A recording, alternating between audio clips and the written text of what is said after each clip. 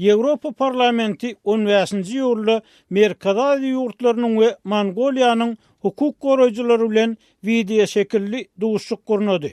Oňa Türkmenistanyň adam hukuklaryny goraýan Türkmen inisiatiwasy toparynyň ýolbaşçysy, hukuk goraýjy Farid Tuhbatullin hemde Türkmen.news neşiriniň baş redaktory, derňewçi žurnalist Ruslan Mätiýew gatnaşdy.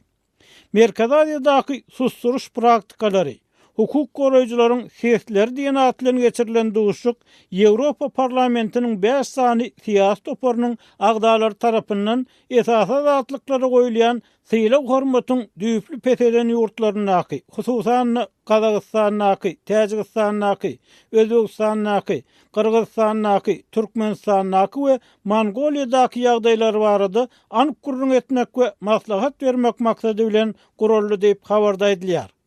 Halkara hukuk toparlarynyň çap edýän ýyllyk kasawatlaryna laýyklykda Türkmenistan gurrun edilýän ýurtlaryň arasynda metduga dadatlygynyň we beýleki esasy zatlyklaryň iň gysylýan ýurtlarynyň biri bolup, Türkmenistanly garaşy jurnalistler we hukuk goraýjylar diňe ýurtdaşyny açyk işläp bilýär.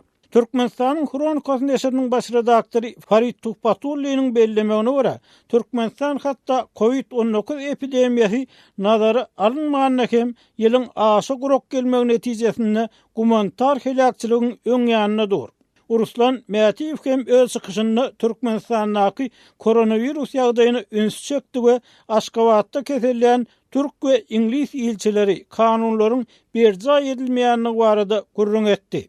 Hukuk goraýjy Tuhbatulliniň pikirçe Türkmenistanyň ykdysadyetinde we durmuş puwdagyna dören agyr çökgünlügiň sebäpleri esser döwründen bäri saklanyp galan komanda administrativ dolanýarşy, giň ýaýran we çuňlaşan korrupsiýa bilen aglanşykly. Türkmen häkimetleri bu korrupsiýany bölekleýin tasdiklap, oňa garşy berk göreşjekliklerini aýdýarlar. Wagtal kameranyň öňünde tow edýän raýatlar hem görkeýärler. Emma fiýinçiler paraxorlugyň Türkmen durmuşynyň aýrylma bir bölegini öňürlendigini öňe sürýärler. Azatlyk radiosynyň ýurt içinde ýaşyrinlik ýagdaýynda işleýän habarçylarynyň hem ýygyderli habar berişi ýaly her ýylda alynýan bol hasyllara we azyk kopsuzlygynyň üpjün edilenini baradaky resmi maglumatlara garamazdan ilaty un, ösümlik ýagy we ýumurtga bilen üpjün etmek meselesi inni bir näçe ýyl bäri gün tertibinden aýrylmaýar. Bu önümler üçin dükanlarda ul nowatlar dörep, ýygydan dawa jenjel turýar diýip Tuhbatullin azatlygyň habarçylarynyň berýän maglumatlaryny hem tasdik etdi.